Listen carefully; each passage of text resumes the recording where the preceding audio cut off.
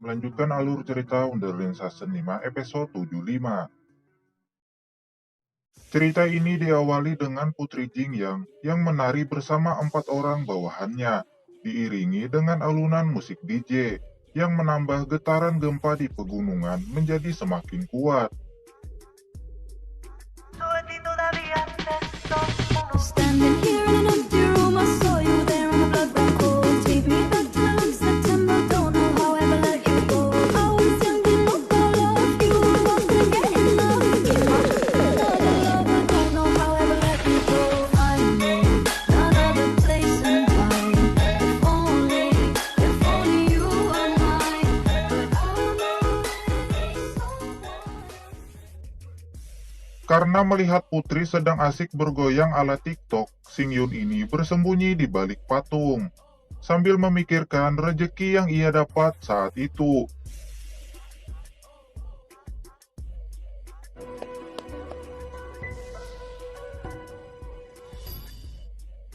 Di sini Putri Jingyang bertanya tentang tujuan Singyun berada di istananya. Singyun memberitahu jika dia berada di sana untuk menemui seseorang. Namun Putri ini tidak tahu siapa orang yang Singyun maksud. Hal itu Singyun gunakan untuk menggoda Tuan Putri, jika dialah seseorang yang ingin dia temui. 阁下未免也有点太放，然敢只身闯入皇宫内院。 Tentu saja Putri Jingyang ini kesal karena Singyun sangat lancang menggodanya. Selain itu, orang biasa seperti Singyun ini sangat berani masuk ke istananya. Putri ini mengancam Singyun akan memerintahkan prajurit untuk menangkapnya. Singyun kembali memberitahu Putri ini jika dia berada di sana untuk bertemu dengannya dan ingin memastikan sesuatu. Lalu Putri Jingyang mengatakan agar Singyun ini jangan karena merasa memiliki kultivasi tinggi, dia bisa seenaknya datang dan pergi di istananya. Lalu dia mengancam jika Singyun tidak segera pergi dari sana, maka dia tidak akan segan-segan menggunakan tombol badaknya.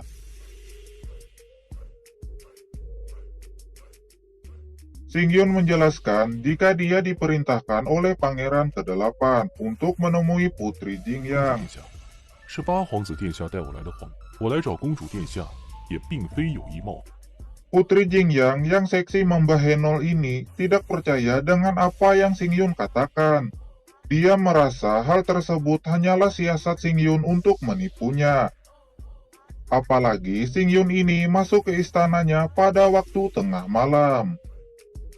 Karena merasa dicurigai, Singyun ini kembali meyakinkan Putri Jingyang jika memang benar Pangeran ke-8 yang mengirimnya, dan membiarkan masuk ke istana untuk melacak sesuatu yang berhubungan dengan Tuan Putri. Singyun memberitahu jika dia dan Pangeran ke-8 sedang melacak keberadaan seseorang, karena beberapa hari sebelumnya ada iblis yang menyusup ke kota Gaojing. Putri Jingyang menanyakan maksud perkataan Singyun tersebut, di mana Singyun ini menebak jika iblis tersebut berada di istananya. 这话是什么意思？你的意思是，那个魔人在我景阳宫？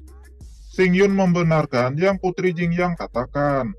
Lalu Putri ini mulai emosi karena merasa Singyun menuduhnya bekerja sama dengan iblis. Singyun kembali menjelaskan agar Putri ini jangan tersinggung. Dia hanya khawatir jika ada iblis yang menyelinap mendekatinya. Karena hal tersebut, Singyun ini melakukan pelacakan di istana untuk keselamatannya. 你说演云？ Putri Jingyang merasa apa yang Singyun katakan adalah sebuah kekonyolan. Karena tidak mungkin iblis bisa menyelinap masuk ke istananya yang begitu banyak penjaga. Singyun memberitahu jika iblis tersebut sangatlah berbahaya dan licik. Dia khawatir jika Putri Jingyang ini mempercayai orang yang salah. Putri Jingyang ini penasaran dengan seseorang yang Singyun maksud. Dia meminta agar Singyun ini memberitahunya. 你说的人到底是谁？直接明说了吧。 Lalu Singyun meminta agar Putri Jingyang ini memanggil bawahannya yang bernama Yan Yun. 公主殿下，能否将野云姑娘叫出来？ Putri Jingyang mengatakan jika Yan Yun bukanlah iblis, karena Yan Yun sudah lama ikut bersamanya, yaitu sejak usia 5 tahun mereka tidak terpisahkan.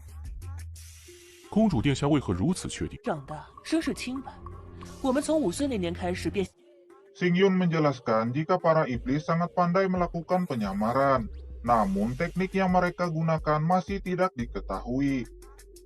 Karena kesaktian iblis tersebut, mereka dapat menggunakan berbagai cara untuk menyusup ke sisi seseorang. Tetapi putri ini masih menyangkal jika Yan Yun adalah iblis. 他根本不可能是魔人。魔人，可否让野云姑娘出来？ 你这是什么意思？难道你在怀疑？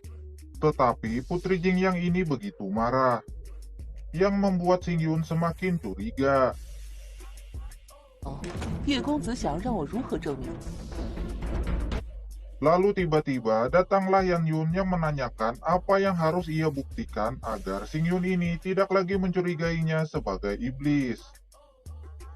Di sini Yan Yun yang bertombol badak jombo ini meminta agar Xing Yun membantunya untuk membuktikan jika dia bukanlah iblis, karena yang asli ada badaknya.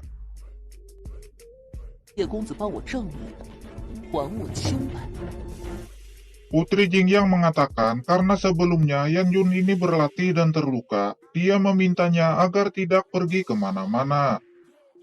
Mendengar Yan Yun terluka, tentu saja hal itu membuat Xing Yun semakin curiga. Di sini, Xing Yun semakin penasaran apakah hal tersebut hanyalah sebuah kebetulan. Karena iblis yang ia lawan sebelumnya juga terluka pada bagian bola basketnya. Putri Jingyang memberitahu jika Yan Yun berlatih melawan Jenderal Yang, dan tidak sengaja membuatnya terluka. 叶云今天早上和杨将军交手，不小心受了。